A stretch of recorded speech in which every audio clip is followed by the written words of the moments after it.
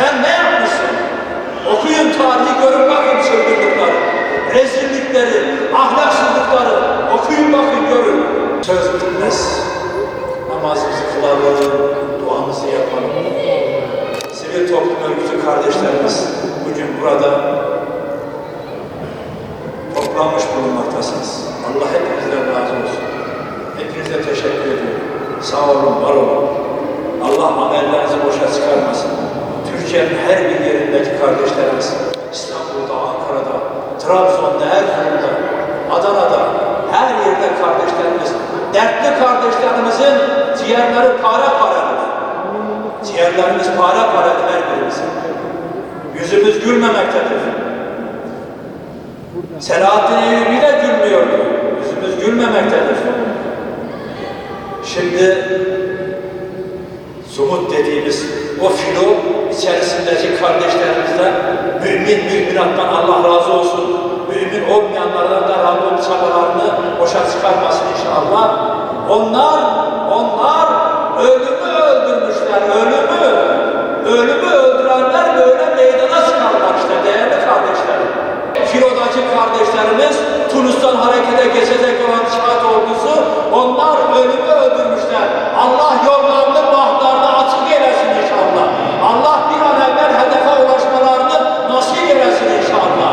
Zalimler korkacaklar. Zaten korkudan titriyorlar. Bakmayın siz, o kundaktaki Gazze'li yavru şehit oluyor. Ama ötekinin askeri var ya, bombasına, askerine hepsi tir tir titriyorlar. Bu filodaki kardeşlerimiz, bunlar ölümü öldürmüşler, koşarak gidiyorlar. Rabbim inşallah hedeflerine kardeşlerimizi ulaştırır da oradaki mazlum coğrafyanın insanları da nüsrete, zafere ulaşırlar inşallah. Ve selamu aleyhi ve cemil ve mürselin velhamdülillahi rabbil alemin. Lillahi Teala-Fatiha.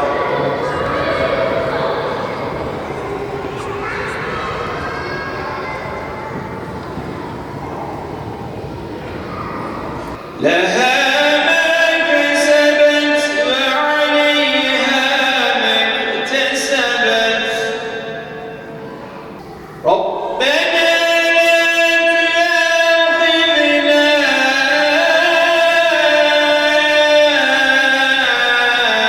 إن نسينا أو أخطأنا آمين. أعوذ بالله من الشيطان الرجيم. بسم الله الرحمن الرحيم. الحمد لله رب العالمين والعاقبة للمتقين ولا عدوان إلا على الظالمين والصلاة والسلام على رسولنا محمد وعلى آله وصحبه أجمعين. اللهم ربنا يا ربنا تقبل منا إنك أنت السميع العليم وتب علينا يا مولانا إنك أنت التواب الرحيم واهدنا ووفقنا إلى الحق وإلى طريق مستقيم ببركة القرآن العظيم وبحرمة من أرسلته رحمة للعالمين. واعف عنا يا كريم واعف عنا يا رحيم واغفر لنا ذنوبنا بفضلك وجودك وكرمك يا أكرم الأكرمين ويا أرحم الراحمين. Ya Rabbi günahlarımızı affeyle. Ya Rabbi kusurlarımızı bağışla. Ya Rabbi nefsimizi, neslimizi ıslah eyle. Ya Rabbi bizleri Kur'an-ı Azimüşşan yolundan ayırma. Ya Rabbi bizleri Peygamber Efendimiz Aleyhisselatü Vesselam'ın yolundan ayırma. Ya Rabbi bizleri sahabe-i kiram yolundan, ehl-i beyt yolundan, tabi'in, etbaat tabi'in yolundan ayırma ya Rabbi. Ya Rabbel Alemin, bugün bu güzel camimize toplandık, yatsı namazımızı eda ededik ve buradan yeryüzünde zulme maruz kalan Gazze'deki, Filistin'deki kardeşlerimize dua etmek üzere ellerimizi sana açtık ya Rabbi. Ellerimizi geriye boş çevirme ya Rabbi. Ya Rabbel Alemin. Hatimler okundu, Kur'anlar okundu, Yasinler okundu, Haşr-ı Şerifler okundu.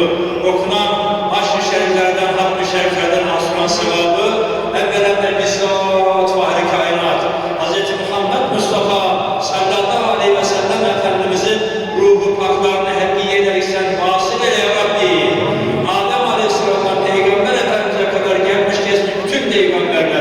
sahabe-i kiramın, ehl-i beytin, tabi'in, etbe'u tabi'nin, ülemanın, sülahanın, şühedanın, bu zatın ruhlarına bağışladık. Sen haberdar eyle ya Rabbi, hissedar eyle ya Rabbi. Ya Rabbel Alemin, şu ana kadar şurada amin diyen kardeşlerimizin ahirete göçen ve bizden Fatiha bekleyen, dua bekleyen analarımızın, babalarımızın, akrabalarımızın ruhlarına bağışladık. Sen haberdar eyle, hissedar eyle ya Rabbi. Kabirlerini bir nur, makamlarını âli eyle, cennet eyle ya Rabbi.